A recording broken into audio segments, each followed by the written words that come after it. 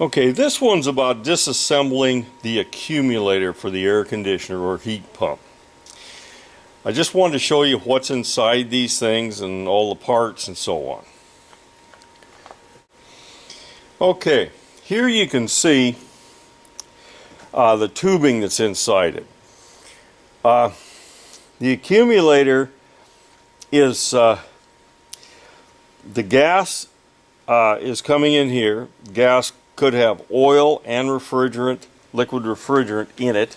That's why it's here, to keep the liquid refrigerant from hitting the compressor. And then the tube that goes out is a little different here. Now I'm going to turn this around. Okay, here's the entrance to this tube that goes out of the accumulator. Now it takes refrigerant off the top. The reason it's taking refrigerant off the top is so that refrigerant can build up inside here without running liquid refrigerant through until it gets right up to the top. If I have this set up this way, refrigerant and oil can come through here, go into the accumulator, and all it would do is sit in the bottom of the accumulator. So the accumulator would gather up liquid refrigerant and oil. That would actually take all the oil out of the system, put it in the bottom of the accumulator here, and the unit would stop operating. Of course, if you ran out of oil in the compressor, take the compressor out. Okay, let's go back the other side and we'll look at what makes this thing work. It's this little doohickey right down here. Essentially what this screen is covering a small hole. So when liquid refrigerant and oil get to the bottom of this, it'll build up to the level where this hole is inside here, and it will bleed a little bit of the mixture of oil and liquid refrigerant into this tube, which will go out and into the compressor. Now the hole's calibrated to be small enough that any liquid refrigerant or oil that goes into it would not damage the compressor. But this is the way it keeps this thing from filling up.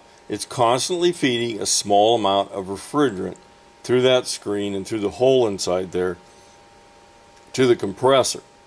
Now, if there was a lot of refrigerant that was coming in here through this pipe here, a lot of liquid refrigerant, more than this little hole could accommodate, then it will start to fill. And now it's doing its job. That's what its job is. Excess refrigerant not needed by the refrigeration system is actually stored here. So,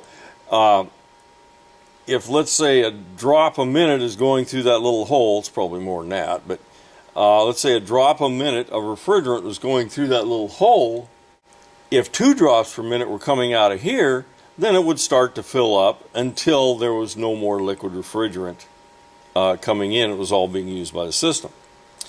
So that's really all this thing is. I'll do another video going over troubleshoot and so on like that. Now the last thing I wanted to show you is this. Okay, this plug here is a threaded in plug. Most of the newer ones are not threaded in. This has a little hole in the center of it that has low temperature solder inside. So the idea here is, if the system were subjected to high temperatures, the solder would melt and it'd blow the charge out. That's really all it's for. These things are kind of a leak problem, but in the future I will do more on these things with some troubleshoot and the like on them. So that is the accumulator disassembled.